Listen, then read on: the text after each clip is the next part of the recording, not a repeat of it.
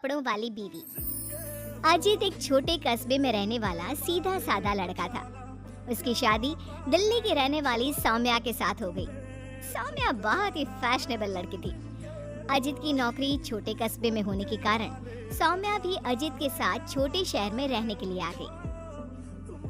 सौम्या, तुम्हारा ड्रेस कुछ ज्यादा छोटा है, इसे पहनकर यहाँ बाहर मत निकलना। अरे तुम्हें पता नहीं, मैं दिल्ली की मॉडल लड़की हूँ और मैं तो हमेशा ऐसे ही कपड़े पहनती हूँ। तुम्हारी बात सही है सौम्या, लेकिन इस शहर के माहौल के हिसाब से कपड़े कुछ ज्यादा ही छोटे हैं। ओहो, मुझे नहीं पता था कि तुम्हें मेरे कपड़ों से इतनी प्रॉब्लम है।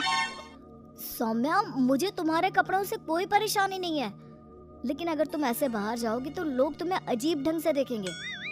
अच्छा ठीक है, अब तुम ऑफिस जाओ, तुम्हारा ऑफिस जाने का वक्त हो गया है। अजीत को लगता है कि शायद सौम्या ने उसकी बात मान ली है। वो ऑफिस चला जाता है। थोड़ी देर बाद सौम्या अपना शॉर्ट ड्रेस पहनकर घर से बाहर सब्जी लेने के लिए जाती है। भैया, आधा किलो टमाटर देना। मैडम जी, कहीं बाहर से आए लगते हो, पहली बार शहर में आई हो का? तुमसे क्या मतलब? और तुम मुझे ऐसे घूर घूर के क्यों देख रहे हो? अरे नहीं नहीं, ऐसी कोई बात नहीं है, बस आपके कपड़ों को देखकर लग नहीं रहा कि आप शहर की रहने वाली हैं। तुम अपने काम से काम रखो, मैं चाहे कुछ भी पहनूं, तुम्हें उससे क्या? सौम्या सब्जी लेकर अपने घर चली जाती है। शाम को अजीत घर वापस आता है। सौम्या, कल मम्मी पापा आ रहे हैं, देखो तुम ना उनके सामने साड़ी पहन कर रहना, वरना मम्मी बुरा मान जाएंगी। अरे यार, तुम भी ना जब देखो तब मेरे कपड़ों को लेकर परेशान रहते हो। अरे बस 2 दिन की तो बात है सौम्या, उसके बाद तो मम्मी पापा वापस घर चले जाएंगे। अच्छा ठीक है ठीक है। अगले दिन अजीत ऑफिस चला जाता है और पीछे से सौम्या के सास ससुर घर पर आते हैं। लेकिन अजीत के घर पर ना होने की वजह से सौम्या ने साड़ी नहीं पहनी थी और वही छोटे कपड़ों में वो अपनी सास के सामने आ जाती है। नमस्ते मम्मी जी, पापा जी, कैसे हैं आप? अरे मैं तो आंखें बंद कर लेता हूँ, ये बहू ने कैसे कपड़े पहने हुए हैं। राम राम राम राम राम। अरे बहू, तुमको जरा भी शर्म नहीं आती?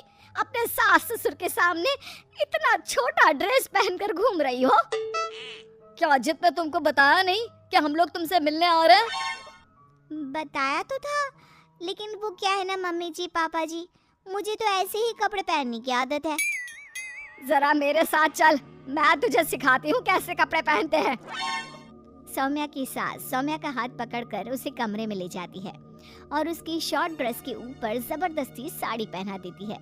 साड़ी पहनने के बाद सौम्या जैसे ही घर का काम करना शुरू करती है, बार बार जमीन पर गिर पड़ती है। हे भगवान, ये क्या मुसीबत है? ये 5 मीटर की साड़ी पहनकर काम करना मेरे लिए तो बहुत मुश्किल है। क्यों बहू, अब पता चला ना कैसे कपड़े पहनने चाहिए?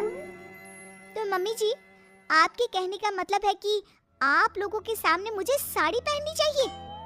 हाँ बहू, तुम्हारी सास के कहने का यही मतलब है। अब आगे से ध्यान रखना।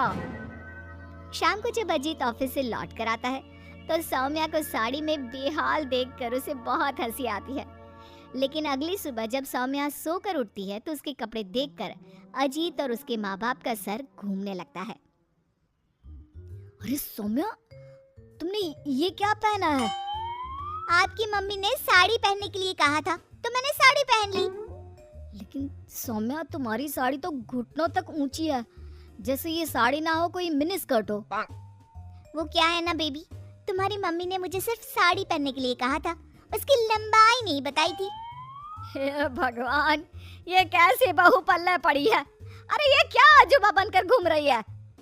लगता है मुझे फिर से आंखें बंद करके ही रहना पड़ेगा। अरे पापा जी, आप एक बार आंखें बंद कर ही लीजिए, बार बार डायलॉग मारते रहते हैं। ये तुमने क्या हुलिया बना लिया है सौम्या? अजीत के मम्मी और पापा अपनी बहू की हरकतों से परेशान होकर वापस चले जाते हैं। अजीत सौम्या को समझाने की कोशिश करता है, लेकिन वो उसकी कोई बात नहीं सुनती। एक दिन सौम्या कुछ ज्यादा ही फैशनेबल कपड़े पहनकर घर से बाहर निकलती है। उस छोटे से कस्बे के लोगों ने उस तरह के कपड़े कभी देखे ही नहीं थे। अरे बहन, क्या बात है? तुम्हारे पास पहनने को कपड़े नहीं का? लगता है बहुत गरीब हो। चलो मेरे साथ, मैं तुम्हें अपनी पुरानी साड़ी दे दूंगी। हाँ, पागल हो गई है क्या? ये आजकल का फैशन है, फैशन। सौम्या जैसे ही थोड़ा आगे बढ़ती है, अरे देखो बेचारे कितनी गरीब है, इसके कपड़े भी फटे हुए हैं। लो ये 10 रुपए रख लो। हाँ कोई बात नहीं। अरे मैं कोई भिखारी थोड़ी ना हूँ। कितने अजीब लोग हैं यहाँ के, इनको फैशन का मतलब भी नहीं पता। थोड़ा आगे जाने के बाद कुछ बच्चे सौम्या को देखकर जोर जोर से हंसने लगते हैं। अब तुम लोगों को क्या प्रॉब्लम है? क्यों हंस रहे हो ऐसे? आंटी आप बहुरूपिया है ना? हाँ? बहुरूपिया क्या होता है? आंटी वही जो अजीब अजीब कपड़े पहनकर गली गली में घूमता है और लोगों से पैसे मांगता है। तुम्हारा दिमाग खराब हो गया है? मैं कोई बहुरूपिया नहीं हूँ। लेकिन आपकी हालत देखकर तो ऐसा ही लग रहा है। तभी वहाँ पर एक औरत आती है। अरे बच्चों, ये तो कोई पागल औरत लगती है। देखो इसके कपड़े भी फटे हुए हैं। हे भगवान, मैं सच में पागल हो जाऊंगी। इस शहर के लोग बड़े अजीब हैं। मेरे फैशन को न जाने क्या समझ बैठे हैं। फिर सौम्या अपने घर लौट आती है और जोर जोर से रोने लगती है। सौम्या को इस तरह रोता देखकर अजित को कुछ समझ नहीं आता। अरे क्या हुआ सौम्या, तुम इतना क्यों रो रही हो? किसी ने कुछ कहा क्या? शहर के लोग पूरे पागल हैं। मेरे फैशन वाले कपड़ों को देखकर न जाने कैसी कैसी बातें करते हैं। तभी अजीत और सौम्या को घर के दरवाजे पर जोर जोर से खटखटाने की आवाज आती है। बाहर जाकर देखते हैं तो 2-3 औरतें वहां पर खड़ी हुई थी। कौन है आप लोग और क्या हुआ? अरे आपके घर में एक औरत रहती है ना, फटे हुए कपड़े पहनकर घूमती है, हम उसे ले जाने आए हैं।